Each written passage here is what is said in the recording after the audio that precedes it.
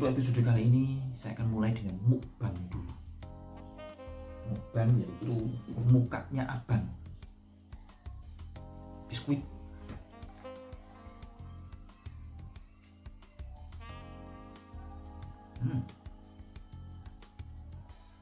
Aroma bawangnya terasa.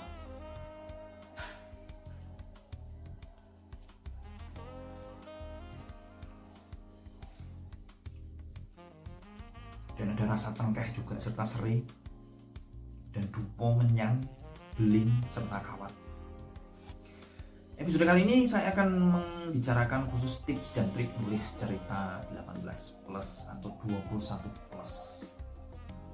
Bagaimana kita bisa memainkan cerita itu tapi secara elegan gitu.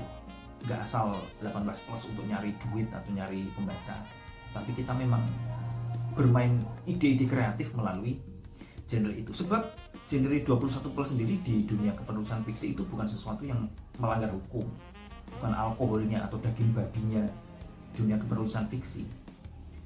Ada nama untuk itu, yaitu erotica fiction, dan itu diakui sah sederajat sama dengan jenis-jenis cerita yang lainnya, mau cerita drama, cerita melodrama, cerita action, dan di sana ada cerita erotika. Dulu waktu saya masih kecil, itu tahun 80-an terkenal cerita novel dewasa yaitu karangan Annie Arrow dan Freddie S.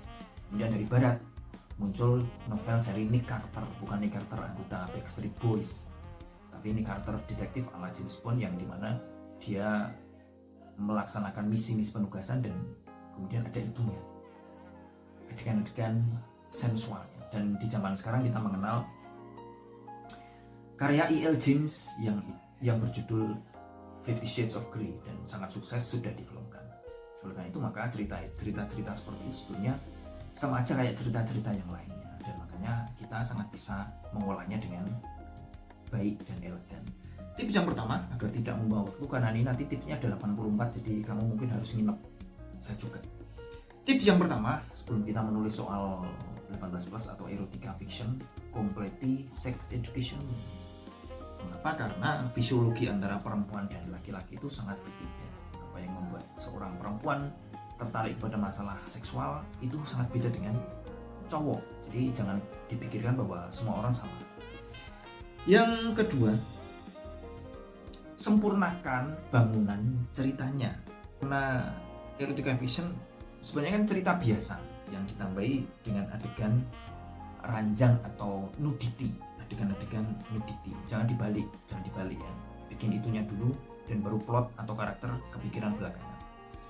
Oleh karena itu maka ketika kita membuat erotica fiction, maka bangunan ceritanya agar kita bisa membuat cerita yang bagus ya sama dengan cerita yang lainnya. Kita harus melengkapi 5 unsur pembentuk fiksi: karakterisasi, alur plot, latar, waktu dan tempat, tema, logika, detail dan sebagainya, serta kebahasaan. Jadi jangan sampai hanya karena kita fokus ke urusan 18 plusnya terus kita tidak mau ambil pusing dengan semuanya. Nggak urusan dengan semuanya, yang penting setiap 3 halaman ada adegan ranjang. Jangan seperti itu. Tips berikutnya adalah yang saya katakan sebentar tadi, yaitu erotica fiction itu gak harus dalam genre romance atau romansa yang menye-menye tentang perselingkuhan, tentang CEO dingin yang bercintaan dengan sekretarisnya, tentang mahasiswa dingin, siswa SMA dingin, pegawai kantor yang dingin.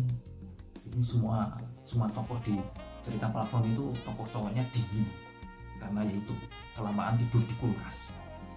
Jadi erotica fiction gak hanya romance yang menye-menye tentang rumah tangga, perselingkuhan dan lain sebagainya.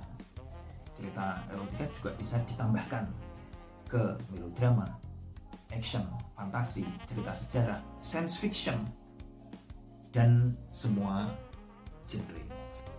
Kemudian tips keempat yang lebih menarik dari adegan-adegan ranjang dan adegan-adegan gak pakai baju sebenarnya adalah setup atau penyebab yang melatar belakangi dan konteks dari adegan itu. Jadi kalau kita membuat cerita 18 plus terus tokohnya cowok pergi ke panti pijat atau ke tempat pelacuran, yaitu nggak berisi, nggak ada isinya sama sekali, karena nggak ada konteks sama sekali, nggak ada penyebabnya cuma satu, si tokoh sange, terus pas dia punya duit terus bisa pergi ke tempat-tempat itu. Yang harus dibangun sebenarnya adalah apa yang membuat peristiwa itu bisa terjadi. Kita itu tidak perlu menyebut segala hal, segala benda, segala organ, segala perbuatan secara langsung dengan kata-kata apa adanya, melainkan dengan bahasa yang muter, yaitu bahasa yang eksotis. Di novel-novel sastra tinggi itu para penulis sudah menemukan banyak sekali cara bertutur yang maksudnya itu, tapi mengatakannya itu dengan cara lain yang indah. Seperti misalnya di salah satu novel sastra saya pernah membaca ketika akan terjadi suatu adegan percintaan, itu si pengarang menggambarkan si cewek dengan kalimat sepasang kaki yang tegar.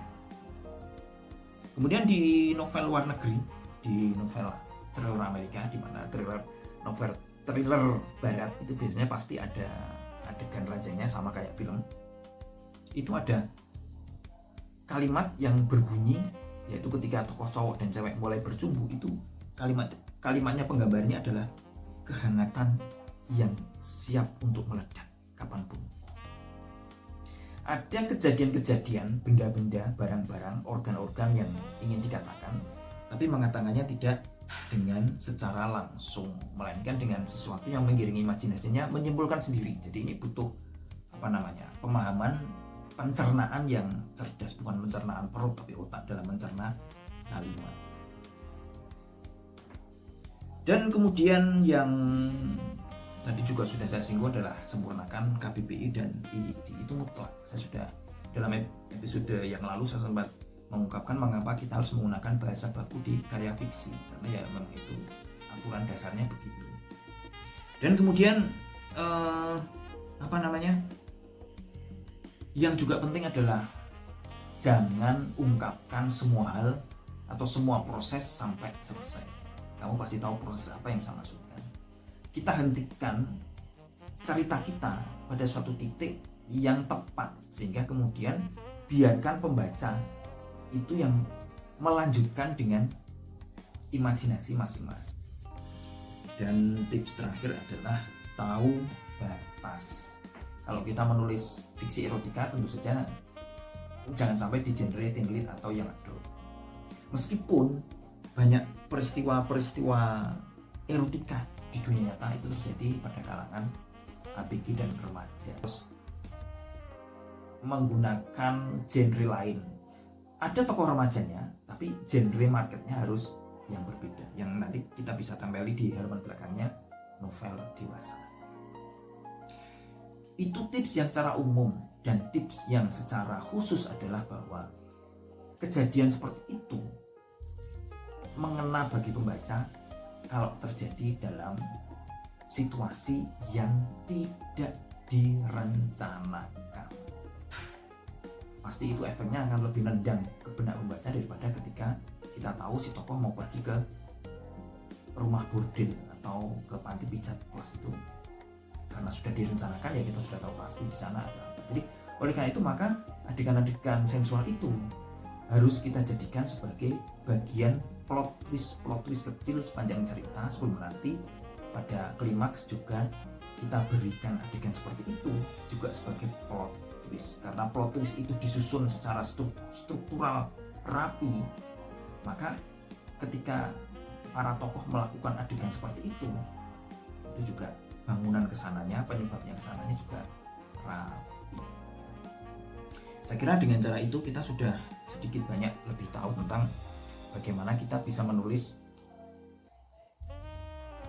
erotica fiction dengan lebih elegan dan lebih baik, dan kita tidak perlu merasa bersalah karena kita menerjuni bidang itu. Karena banyak sastrawan terkemuka yang menggunakan tema-tema itu untuk berkarya dan tidak terasa sebagai karya pornografi sama sekali. Mengapa? Karena bangunan ceritanya bagus, bahasanya bagus, struktur ceritanya dari 5 unsur pembentuk visi juga kuat semua, sehingga tidak terasa sebagai cara gampang untuk mencari uang lewat 18 plus, tapi cerita sastra tinggi yang ada 18 plusnya sebagai bagian dari realisme cerita. Saya kira itu. Kalau ada yang belum jelas nanti bisa ditanyakan di kolom komentar untuk kita diskusi lebih lanjut. Saya sign out sekarang dan kita akan ketemu lagi dalam kesempatan mendatang yang lebih berbahagia lagi. Selamat menulis.